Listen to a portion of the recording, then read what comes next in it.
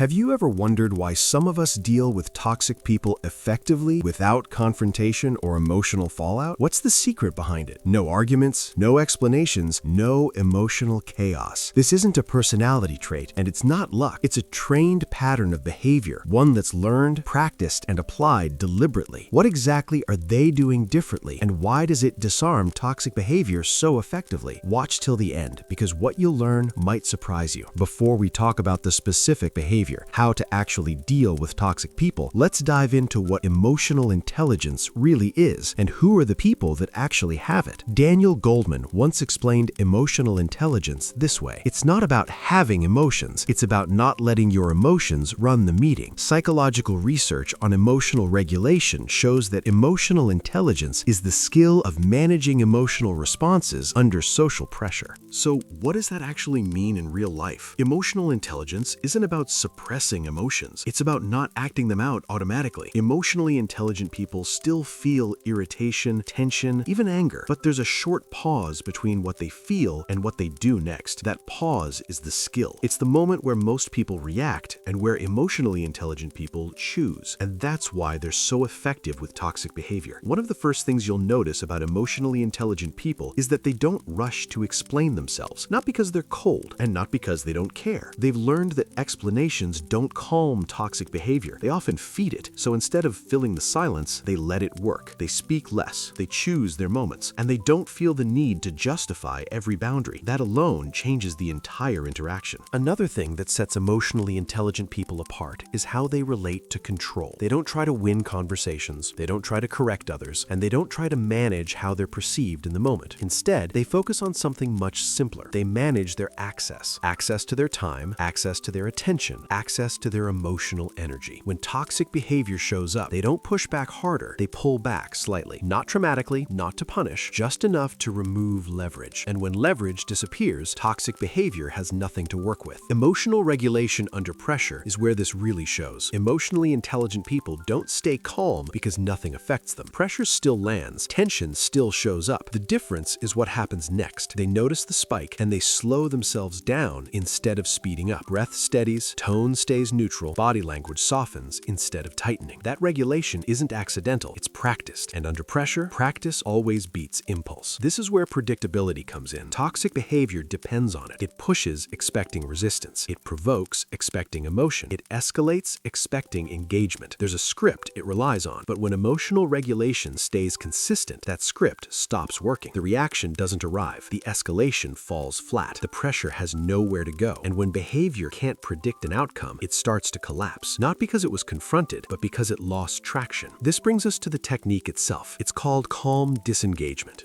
And before I explain why it works so well, it helps to understand where most of us get it wrong. When toxic behavior shows up, most of us feel an immediate urge to respond right now, clearly and decisively. My brain wants to start explaining. My ego gets hit. Something inside me goes, say something, fix this, don't let this slide. From a neurological point of view, that makes perfect sense. The brain reads disrespect as a threat, not a physical one, a social one. Status, image, control. And when the ego feels threatened, the nervous system switches into urgency mode. That's why the impulse isn't calm, it's reactive. For most of us, that reaction looks like explaining. Sometimes it's a sharp comeback, and sometimes, if we're being honest, it's the very unproductive urge to punch someone in the face. That urge isn't strength, it's the alarm system talking. This is exactly why calm disengagement is so effective. Instead of reacting to the threat signal, I take control. I regulate it. I slow the response. I don't follow the urgency. I don't let the ego take the wheel. Calm disengagement isn't silence as punishment, and it's not withdrawal to make a point. It's the choice to stop participating emotionally while staying grounded and clear. I stay present but unavailable for manipulation. And the moment that happens, the power dynamic shifts because toxic behavior depends on urgency, on pulling me into the moment, on making me respond now. When that urgency disappears, the behavior loses its grip. So what does calm disengagement look like in real life? Not as a dramatic exit, and definitely not as hostility. It's quiet, polite, and very clear. Here's how it usually unfolds. results. Stage 1, when it's simply an opinion. Someone shares a strong view. You disagree, but there's no real attack yet. This is where emotionally intelligent people don't argue facts. They acknowledge perspective. You say, you're entitled to your opinion. That's it. You're not agreeing. You're not correcting. You're simply recognizing that an opinion is an opinion. No opinion is illegal, and not every opinion requires your participation. That alone often ends the tension. Stage 2, when the pressure starts heating up. The same conversational point comes back again and again. Now, it's less about sharing and more about pushing. This is where you disengage more clearly. You say, it sounds like a dead end or a broken record. I'm not engaging with that. We can talk when you're ready to have a dialogue, when we can talk in a format listen to hear instead of listen to respond. Not angrily, not defensively, just state it. It's polite, it's contained, and it signals a boundary without creating a scene. Stage 3, when the interaction turns unproductive. Voices rise, interruptions start, the tone shifts. At this point, emotional intelligence isn't about being patient, it's about being honest. You say, this conversation doesn't seem to be productive. Let's pause this. And if you want to keep it diplomatic, we can come back to it later. Or, just as valid, we don't have to. No blame, no accusation, just reality.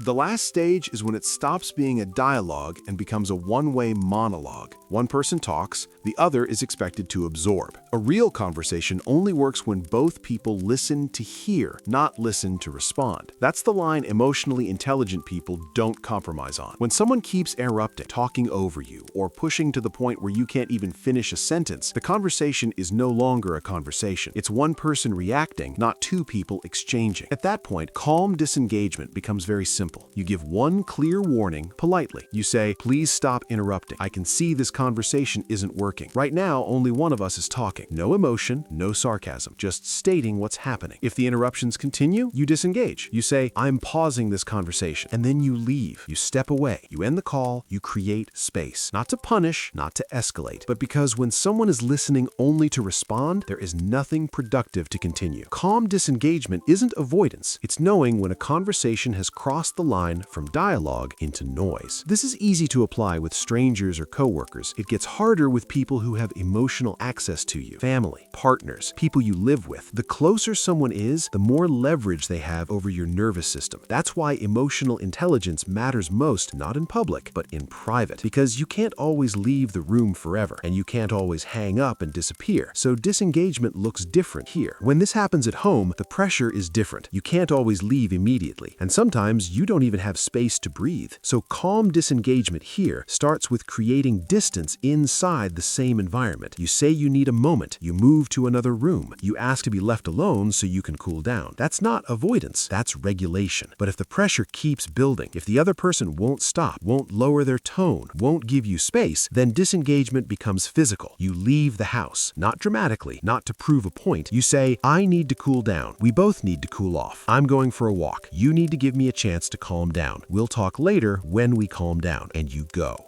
Even if they accuse you of running away, even if they provoke, even if they keep talking, your priority here isn't winning the argument. It's protecting your emotional stability. Once you've stepped away, you don't re-engage. No answering calls until you calm down. Do not continue the fight through the phone. If needed, you send one message. When we're both calmer, we will talk, but later. And then you stop and give yourself time to breathe, because every extra response feeds the pressure, and the less fuel you give it, the faster it burns out. With family, calm disengagement isn't about disappearing. It's about removing access to yourself when emotions are out of control. That's not weakness. That's emotional intelligence in practice. You know, life is unpredictable. Every morning when you step outside, you have no idea who you'll run into. A coworker who's in a horrible mood due to a bad day at the stock market, or a very mean driver who doesn't seem to notice it's your turn at a stop sign. You could get a smile from a Starbucks barista and run into a toxic boss 10 minutes later. But all this won't matter once you understand that their mood isn't in your control. Neither is the way they choose to communicate. The only thing that is in your control is that brief moment of pause before the storm. The pause is all you can control. The moment where you stop, take a breath, and choose how to respond. That pause saves you from being reactive. It gives you space to decide how to proceed or calmly disengage. That pause belongs to you, and that moment is exactly what we've been talking about. That, in essence, is emotional intelligence. Thank you for watching. If you found this helpful, please like and subscribe. For you, it's just one simple tap, but for us, it's a huge support and a signal to the algorithm to share this video with more people who might find it useful. We truly appreciate you. See you in the next one.